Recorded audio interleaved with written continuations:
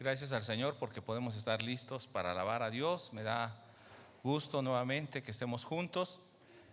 Hay hermanos que están a la distancia y también les enviamos un saludo a nuestros hermanos que están a la distancia y los que han de venir al rato también. Queremos que estén en esta misma comunión con nosotros. Y yo hoy voy a estar compartiendo acerca de Habacuc, que es un libro muy pequeñito, pero también creo que es un libro muy actual. Y vamos a ir a Jeremías, en lugar de ir a Habacuc, vamos a ir a Jeremías, capítulo 7. Jeremías capítulo 7, porque es un profeta bastante conocido y este profeta está hablándole al pueblo entre el año 627 antes de Cristo al 586 antes de Cristo, cuando cae Jerusalén y cae el templo y son llevados al exilio todo el pueblo. Solamente quedan algunos pobres y de hecho es arrasada la ciudad y el templo. Pero antes que esto suceda, Dios está hablando a Jeremías. Antes habló a Isaías, ahora a Jeremías, y Habacuc es contemporáneo. Pero para poder entender lo que dice Habacuc, tenemos que ver también lo que dice Dios a través de Jeremías y cómo estaba ese pueblo. Así que voy al capítulo 7, versos 1 en adelante. Dice la palabra del Señor así: palabra de Jehová que vino a Jeremías diciendo: ponte a la puerta de la casa de Jehová y proclama allí esta palabra y di: oíd palabra de Jehová todo Judá, los que entráis por estas puertas para adorar. ¿A qué iban al templo estas personas? A adorar a Dios. Iban con una buena intención. Verso 3: así ha dicho Jehová de los ejércitos, Dios de Israel: estas personas que venían al templo con sus sacrificios y venían posiblemente de tierras distantes, y algunos de ellos habían pasado por el desierto, venían de todos los lugares al lugar principal de adoración, que era Jerusalén, y al templo. Y el Señor les dice: está bien que vienen, pero mejorad vuestros caminos y vuestras obras, y os haré morar en este lugar. No fiéis en palabra de mentira diciendo: templo, templo de Jehová es este.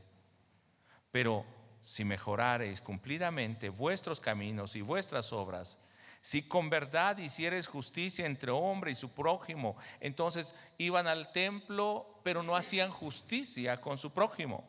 Verso 6: y no oprimiereis al extranjero. Entonces estaban oprimiendo al extranjero, al huérfano y a la viuda. Eran injustos con los huérfanos y viudas, no cuidaban de ellos. Ni en este lugar derramareis la sangre inocente. Eran asesinos.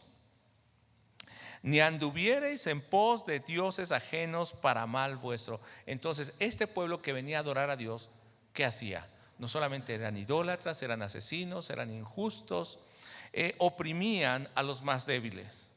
Entonces el Señor les está reclamando. Verso 7: os haré morar en este lugar, en la tierra que di a vuestros padres para siempre. He aquí vosotros confiáis en palabra de mentira que no aprovecha. ¿Qué decían ellos o qué oían de los sacerdotes y de sus profetas falsos? Todo va a estar bien, no vamos a ser esclavos, va a venir Babilonia y no nos va a llevar, porque aquí está el templo de Dios. Pero ¿qué les está diciendo Dios a través de Jeremías? No confíen en esas palabras de mentira. Verso siguiente, verso 9: ¿qué hacían confiando en esa falsa enseñanza y en esas falsas mentiras? Hurtando, matando, adulterando, jurando en falso, incensando a Baal y andando tras dioses extraños que no conocisteis. Vendréis, o sea, después de que han hecho esto, vendréis y os postraréis delante de mí en esta casa, sobre la cual mi nombre es invocado, y diréis: librados somos para seguir haciendo todas estas abominaciones. Y después de esto dirán: volvamos a la casa de Dios. Al fin vamos a pedir perdón y nada nos va a pasar. Esta era la condición del pueblo de Judá en Jerusalén, los que iban al templo, o sea, el pueblo de Dios, y aún los más religiosos, los que pretendían buscar a Dios, vivían de esta manera. ¿Qué sería la realidad del pueblo que no buscaba a Dios. Así que hoy vamos a pensar en nosotros y vamos a orar y acercarnos a Dios. Padre, en este momento te doy gracias porque tú hablas a nuestra vida. Y tal vez sea un momento difícil que estaba pasando Habacuc, y es un momento difícil para nosotros hoy. Tal vez hay mucho pecado como en ese tiempo había. Tal vez hay un clamor como nosotros clamamos hoy, y posiblemente esperamos un mensaje halagüeño o esperamos un consuelo, y a veces lo que recibimos tal vez es una palabra dura de parte tuya. Pero Señor, ayúdanos a entender tu propósito. En esta hora oramos y estamos en tu presencia, en el nombre de Jesús, amén. Vamos a estar viendo cómo en Habacuc hay tres oraciones o tres momentos en que se acerca Habacuc a Dios. Normalmente podemos ver las primeras dos quejas como una sola y después una alabanza, pero yo lo quise tomar como tres oraciones porque la última, aunque el libro está escrito como verso, son cantos, y esto tenía un significado muy importante. Era para que el pueblo lo escuchara, y como no todos leían y no todos tenían con qué escribir y llevarse la letra, a través de ese canto lo que iban a hacer es aprendérselo y llevarse el mensaje que Habacuc estaba dando. Entonces, cuando nosotros vemos en Habacuc, es una sociedad llena de injusticia. Vamos viendo nuestra sociedad. Y luego el lugar donde nosotros vivimos, ¿verdad? Cuautepec, es un lugar fino. Es un lugar donde no hay violencia. No, a cada rato escuchamos y las patrullas y mucha inseguridad. Acá donde vivimos parecería que estamos viviendo como Habacuc. ¿Cuál sería nuestra oración cuando nosotros estamos pasando por esto? ¿O qué le pediríamos a Dios? Posiblemente le pediríamos paz y que todo vaya bien, ¿o no? Cuando estamos pasando por pruebas, ¿qué le pediríamos a Dios? Que todo siga mejor. Y entonces Habacuc está orando e intercediendo por su pueblo, componiendo estas canciones que se vuelven una oración que el pueblo debe recordar. De hecho, Dios mismo le dice: escríbelas para que todos los que lean sepan esta palabra. Entonces, la primera oración es una oración que está revelando la situación del profeta, la situación del pueblo, y es una oración que surge del corazón del profeta. Esta es la primera oración, una oración donde hay dolor y clamor por lo que está viendo. Dice en el capítulo 1 de Habacuc, verso 2: ¿hasta cuándo, oh Señor, pediré ayuda y no escucharás? ¿Qué es lo que el profeta pensaba? Pido y tú no escuchas. Y dice ¿hasta cuándo? Es una expresión de decir: estoy orando, estoy pidiendo y no hay respuesta. ¿No nos ha pasado así? O no sé si solo a mí me ha pasado, porque yo soy carnal y usted es muy espiritual y usted no se queja delante de Dios. Pero casi todos nos quejamos delante de Dios. Y Habacuc se quejaba, mostraba su humanidad. ¿Hasta cuándo, oh Señor? ¿Hasta cuándo pediré y no escucharás? Clamaré a ti, violencia y no salvarás. ¿Qué es lo que vemos? Violencia por doquiera, y parece que el Señor, ¿qué hace? No responde y no salva. Algo está pasando aquí, algo mal. Y bueno, lo primero que pasó, hermano, mal, es que se me fue mi internet y no encuentro ahora nada escrito. ¿Ya vio? No tengo mi mensaje aquí escrito. Bueno, ¿qué es lo que está pasando con el pueblo? Hay dolor y clamor.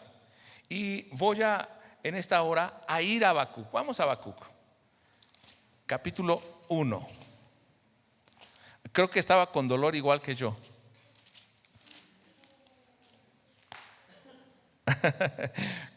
A él no se le fue el internet. Bueno, Habacuc capítulo 1. No lo descargué y bueno, se quedó acá. Bien. Y entonces está clamando, y en el verso 3 dice: ¿por qué me haces ver iniquidad? Ahora no solamente se dolía por lo que estaba pasando el pueblo, por la injusticia, y hay una preocupación directa del profeta por esa injusticia. No tiene oídos sordos, ojos ciegos. Él ve lo que está pasando y se duele por su pueblo. Pero además también en el verso 3 es un dolor que él mismo está pasando. No es ajeno al pueblo. Recuerde que el profeta siempre hablaba a favor del pueblo ante Dios y traía las palabras de Dios al pueblo. Perdón, Nahum, ¿te doy esta?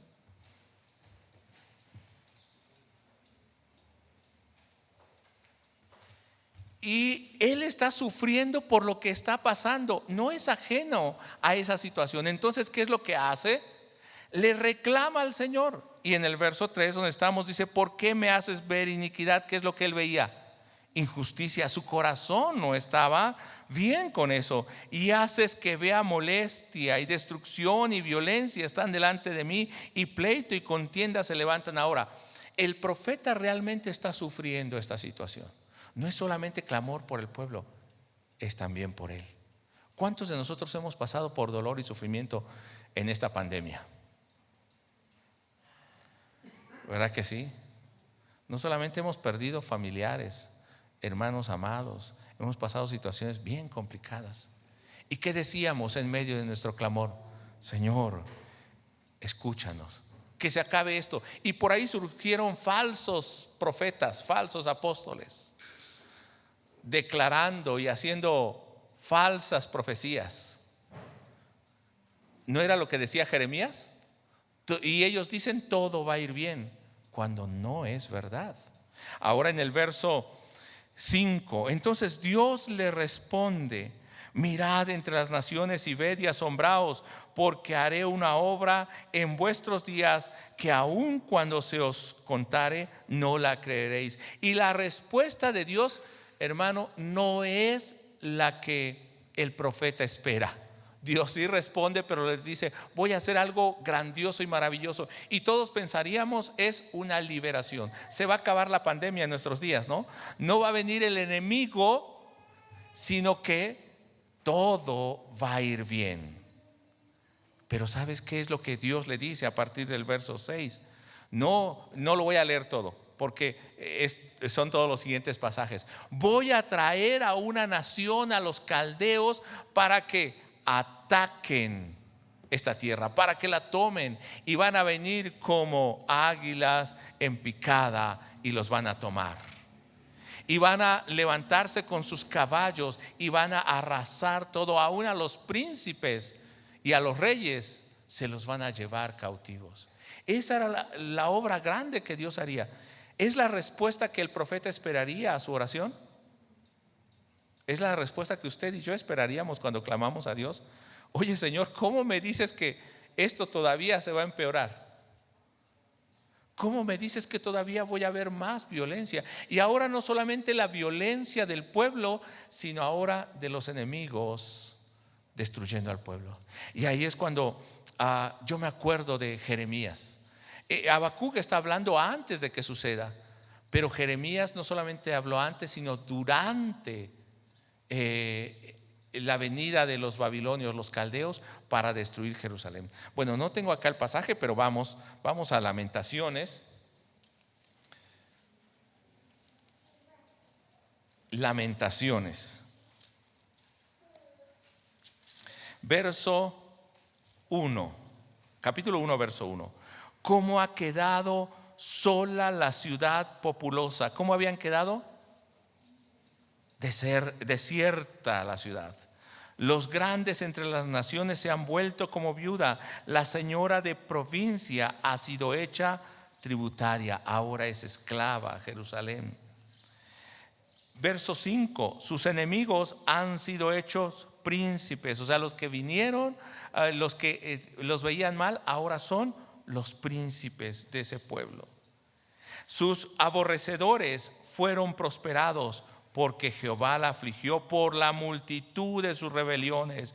Sus hijos fueron en cautividad delante de sus enemigos. Vaya conmigo al capítulo 2, verso 1. cómo oscureció el Señor en su furor a la hija de Sión, derribó del cielo a la tierra la hermosura de Israel y no se acordó del estrado de sus pies en el día de su furor. ¿Qué es lo que el profeta estaba viendo? Todo este mal. Y entonces, gracias, dice que no se acordó de mi contraseña. Bueno, y entonces el Señor, ¿qué es lo que está diciendo? Voy a traer más mal a ustedes, no solamente lo que les había dicho, sino voy a traer todavía más mal, porque ustedes, ¿qué han hecho? Se han rebelado vez tras vez para provocarme a ira. ¿Qué es lo que entonces ahora el Señor está mostrando? Un castigo para su pueblo. Regresemos a Habacuc. En el capítulo 1 hemos visto el primer clamor y la primera oración. Pero ahora, a partir de esa respuesta, viene una segunda oración de Habacuc y un clamor. Y nos dice en el verso 12,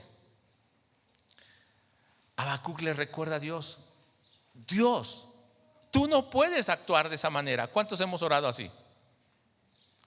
Tú no puedes permitir eso. ¿No lo hemos hecho? A ver, dígame quién no. Sea sincero. ¿O quién sí lo ha hecho? ¿Verdad que sí? Es natural a veces. Nuestro sentimiento nos delata. Y entonces en el verso 12 le dice: ¿no eres tú desde la eternidad, oh Señor, Dios mío, Santo mío? Eres Dios eterno, eres santo. No moriré, oh Señor, para juicio lo has puesto. Entiendo que viene para juicio. Tú, oh roca, lo has establecido por corrección. Eso lo entiendo, Señor. Pero a partir del verso 13, fíjese lo que le dice el profeta a Dios. Muy limpio. Estoy leyendo la traducción de la Biblia de las Américas. Muy limpios son tus ojos para mirar el mal y no puedes contemplar la opresión. Realmente le está diciendo: Señor, tú eres santo y no puedes permitir esto. ¿Cuántas veces hemos dicho: tú eres justo y no puedes permitir esta injusticia? Verso 13, donde estamos. ¿Por qué miras con agrado a los que proceden pérfidamente y callas cuando el impío traga al que es más justo que él? ¿Por qué permites que pase esto, Señor? Y parece que tú te agradaras del malo.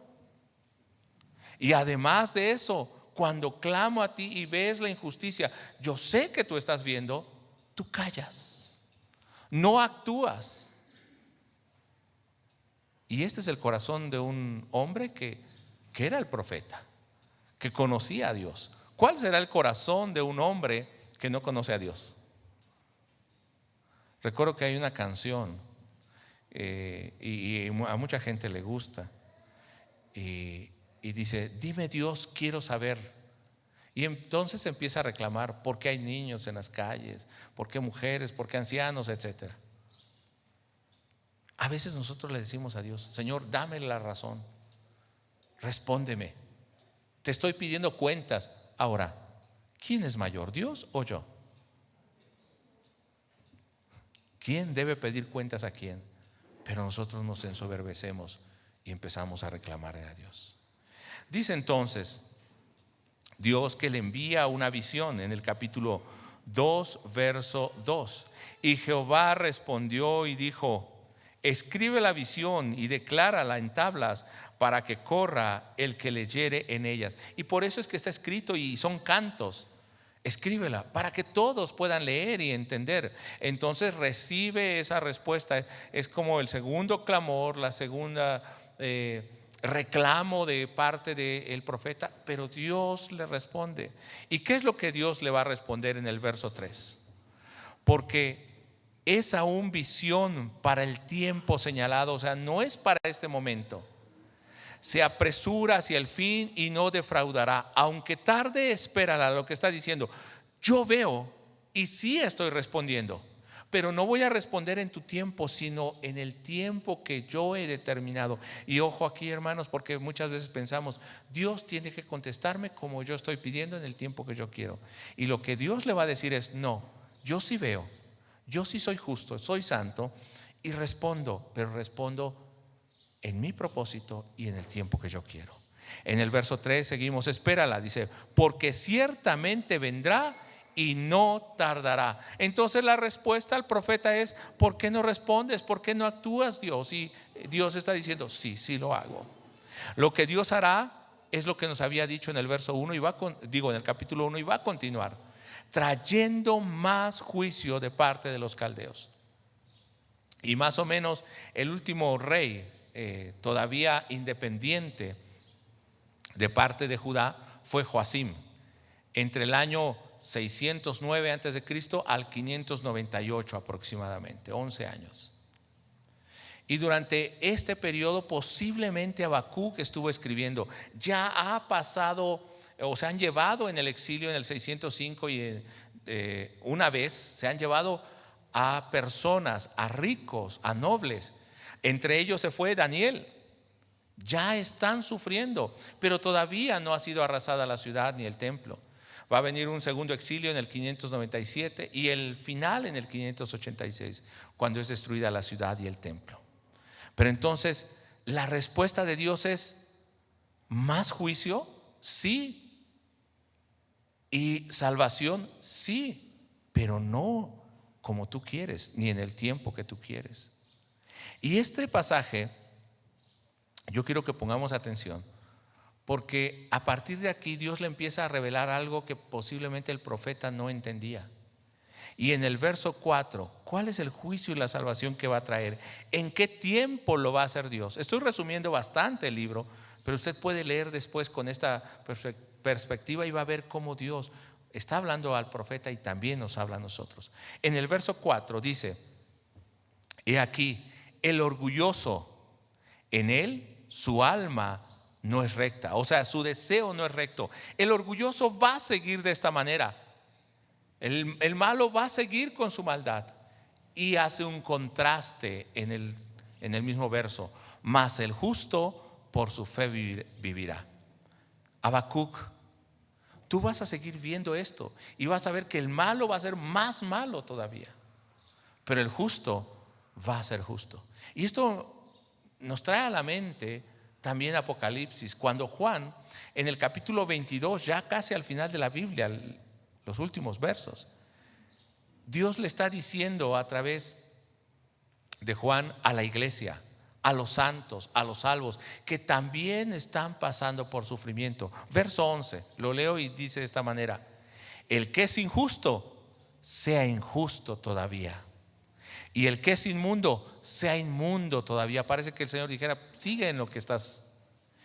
Y el que es justo, practique la justicia todavía, y el que es santo, santifíquese todavía. O sea, si alguien es injusto, dice, va a seguir igual, pero el que es santo, santifíquese cada vez más. ¿Qué es lo que la iglesia está pasando en este momento? Y la iglesia a nivel mundial está pasando por fuego, y creo que es un crisol para saber quién es pueblo santo de Dios y quién no es pueblo santo de Dios. Porque por nombre podemos traer nombre en la frente diciendo que somos pueblo de Dios, pero ¿cuál es la vida del pueblo de Dios? Verso 12 de Apocalipsis 22: he aquí, yo vengo pronto, y mi galardón conmigo, para recompensar a cada uno según su obra. Por eso dice, cada uno, el injusto, si quiere seguir siendo injusto, séalo, pero el justo sea justo y sea santo. Verso 13: yo soy el alfa y la omega, el principio, el fin, el primero y el último. Verso 14: bienaventurados los que lavan sus ropas para tener derecho al árbol de la vida y para entrar por las puertas de la ciudad. Gracias a Dios por esos justos. Ustedes van a lavar sus ropas y van a entrar a tomar del árbol de la vida, a morar con el Señor. Y ahora hace el contraste.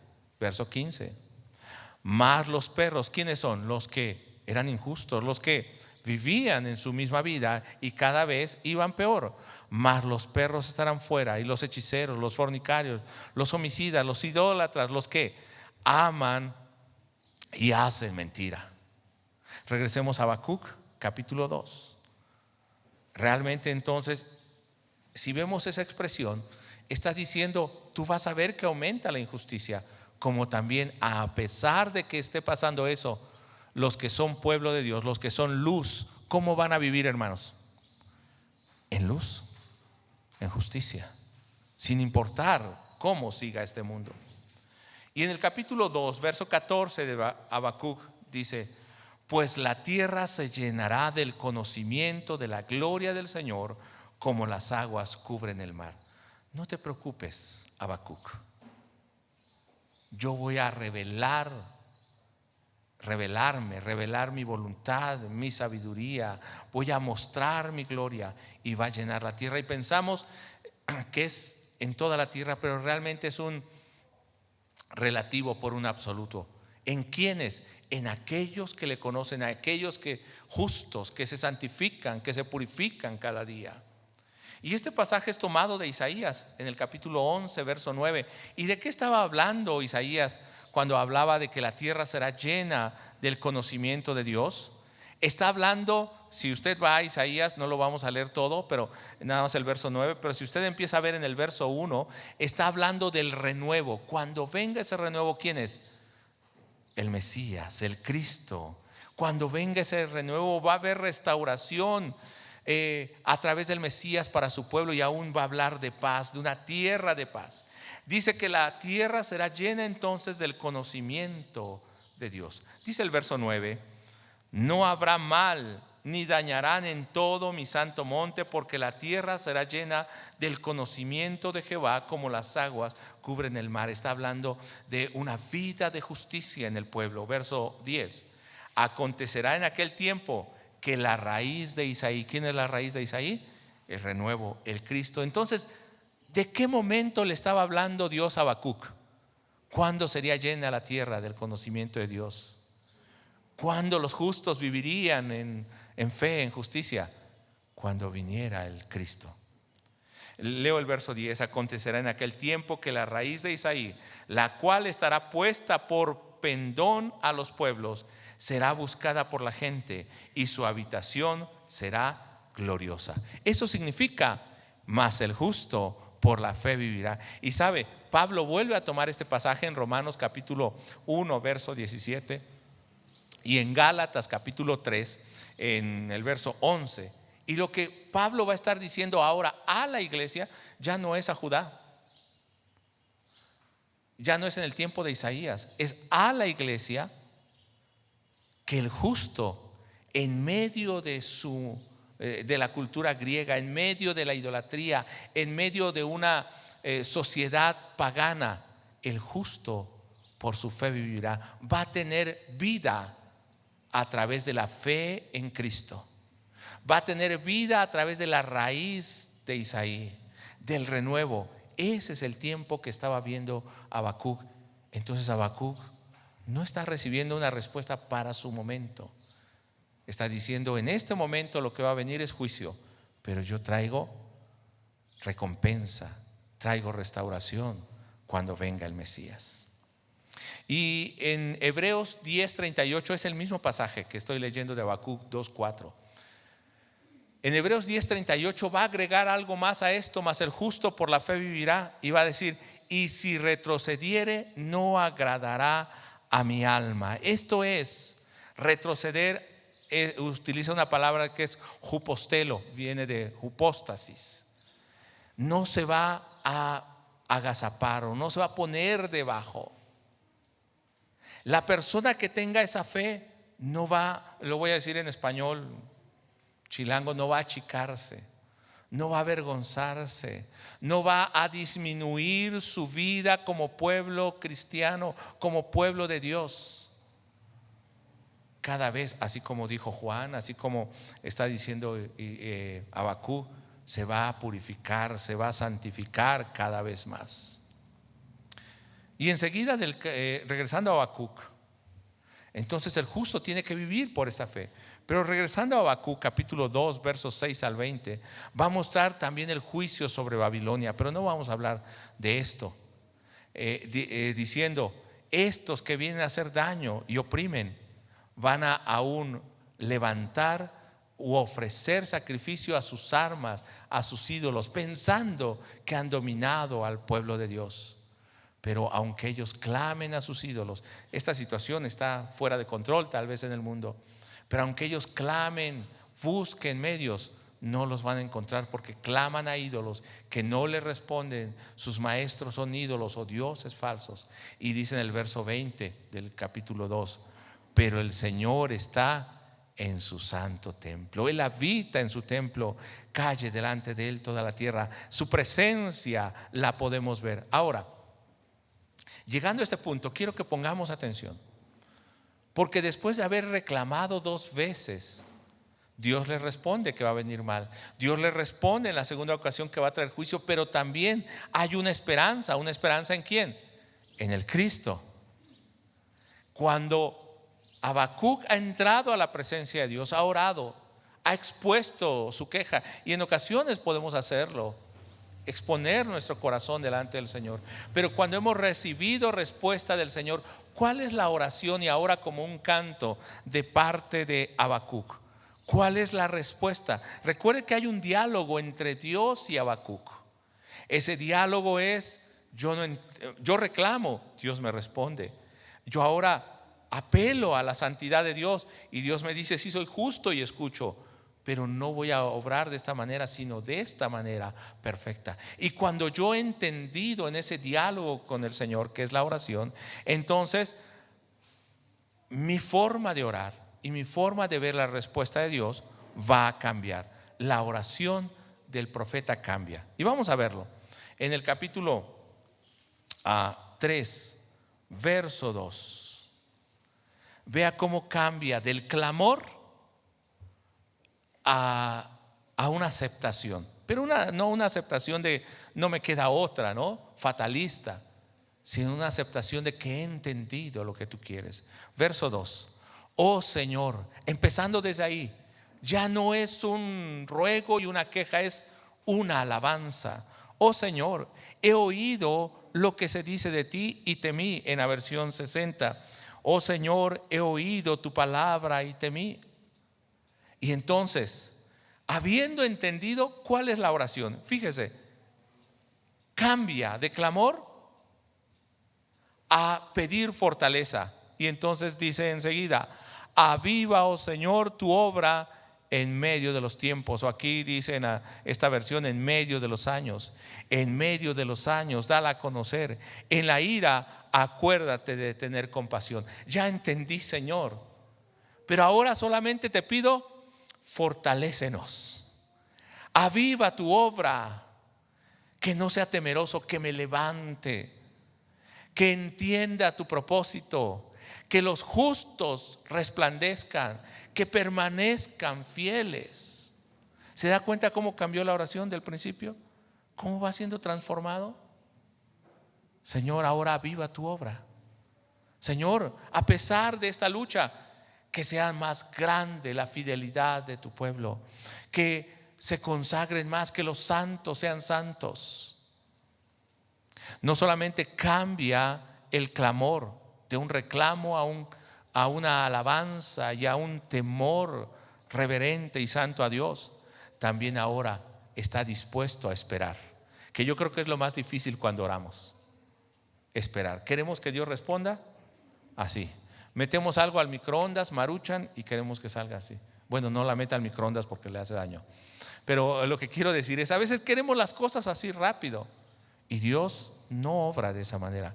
Entonces, no es fatalista, pero sabe que vendrá juicio, y entonces pide compasión. Y en el capítulo 3, verso 12, voy a leer en la Biblia de las Américas: con indignación marchaste por tu tierra. Yo sé, Señor, que estás enjuiciando a tu pueblo porque has sido rebelde. Con ira hollaste las naciones, también has enjuiciado a Babilonia y a otras naciones. Pero en el verso 13 hace el contraste: pero también saliste para salvar a tu pueblo. Eso lo entiendo ahora, Señor, que aunque venga esto, tu pueblo está guardado en el hueco de tu mano, para salvar a tu ungido, aquel que has escogido. ¿No se alegra hermano, de que Dios haga esto, que podamos entender que somos ese pueblo de Dios. No es porque no sufrimos. Recuerda, el profeta sufría al ver la injusticia, sufría él mismo la injusticia, pero cuando entra en la presencia de Dios entiende lo que Dios está haciendo y obrando. Verso 16: oí y se estremecieron mis entrañas. Cuando entendí lo que viene para nosotros, me dio temor. No lo puedo negar, mi corazón se hizo pequeño. A tu voz temblaron mis labios. Me dio ganas de llorar por lo que viene a mi pueblo, a mi nación, por lo que veo a diario. Entra pesadumbre en mis huesos y hasta casi me enfermo y tiemblo donde estoy. Sé lo que vas a hacer y no es fácil. ¿Cuántos han pasado por esto? Tenemos un familiar enfermo y sabemos que el tiempo se acerca y ¿qué hacemos? Oramos a Dios y decimos: entiendo, Señor, lo que vas a hacer. ¿Pero es fácil de recibirlo o de pasarlo? No. Pero vea lo que dice el verso 16. Ahora sí que ha entendido el propósito de Dios. Tranquilo espero el día de la angustia. Me gustó esta versión. En la versión suya dice: si bien estaré quieto en el día, esperaré, sé que viene y lo esperaré, al pueblo que se levantará para invadirnos. En la Biblia de las Américas me gustó esto: tranquilo espero el día de la angustia, al pueblo que se levantará para invadirnos. ¿Se da cuenta de la diferencia de la oración? Es alguien que ha entrado en la presencia de Dios, pero también cambia la desesperación, la angustia, el reclamo por una alegría en lo que Dios hará. ¿Puede pasar esto en el hombre? ¿Cree que pueda pasar esto cuando entendemos el propósito de Dios? Antes de que vaya a este pasaje, vamos a Santiago capítulo 1, verso 2. Y también recuerde que en ese tiempo están pasando por aflicción y tribulación, en el tiempo de Jacobo, la iglesia del primer siglo. Y dice verso 2: hermanos míos, tened por sumo gozo cuando os halléis en diversas pruebas. Está loco el hermano Jacobo. ¿Cómo dice que tengamos gozo cuando estemos en prueba? Pero entendiendo lo que pasó a Habacuc y todos los profetas, entendemos que Santiago, ¿dónde había estado? En la presencia de Dios. Dios le había respondido y Jacobo entendió lo que Dios quería hacer. Verso 3: sabiendo que la prueba de vuestra fe produce paciencia, mas tenga la paciencia su obra completa, para que seáis perfectos y cabales, sin que os haga falta cosa alguna. Eso dice la versión 60. Ahora regreso a Habacuc en el capítulo 3, verso 17. Mire, primero cambió su oración. Segundo, cambió la desesperanza esperando la salvación de Dios. Y tercero, cambia el reclamo por una alabanza a Dios. Dice el verso 17, ahora sí: aunque la higuera no eche brotes, ni haya frutos en las viñas, aunque falte el producto del olivo y los campos no produzcan alimento. ¿Qué está diciendo? Aunque no haya alimento, aunque no hayan los recursos, aunque falten las ovejas del aprisco y no haya vacas en los establos, ¿qué haría usted en esta situación? ¿Qué haría el que no entiende a Dios? Reclama a Dios. ¿Qué haría el que no ha entrado en la presencia de Dios? Vuelve a reclamar. Pero ¿qué haría el que ha entendido el propósito de Dios? Verso 18: con todo me alegraré en el Señor, me regocijaré en el Dios de mi salvación. La situación ahora ya no es motivo para el reclamo, sino en medio de eso dice: me es suficiente la salvación del Señor y me gozaré por lo que Él va a hacer. Verso 19: el Señor Dios es mi fortaleza. No soy yo, es Dios el que me fortalece. Él ha hecho mis pies como las de ciervas y por las alturas me hace caminar. ¿Se da cuenta que es un libro hermoso este libro de Habacuc? Cuando nos metemos en los zapatos de Habacuc, cuando entendemos lo que Dios está haciendo y cuando vemos nuestra realidad, ¿qué podemos decir?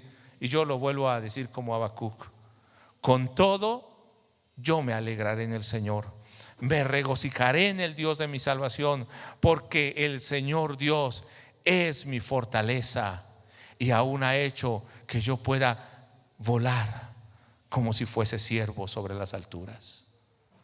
¿Es esta nuestra oración el día de hoy, hermanos? Que nos levantemos de esta manera.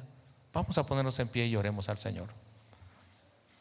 Padre bendito, levantamos nuestra voz en esta hora, intercediendo por nuestros hermanos que están en sufrimiento, por mis hermanos y hermanas, familias que hemos pasado por dolor y estamos saliendo de ese dolor, pero vemos que la situación en el mundo posiblemente vaya peor. Pero en medio de eso tú mantienes tu salvación, y ahora la tenemos en Cristo Jesús. Y ahora vemos tu mano fortaleciéndonos, y ahora vemos, Señor, también tu mano cubriéndonos, tu espíritu llenándonos. Y aún en medio de las dificultades, aunque no haya alimento, aunque haya dificultades, Señor, tú nos sostendrás.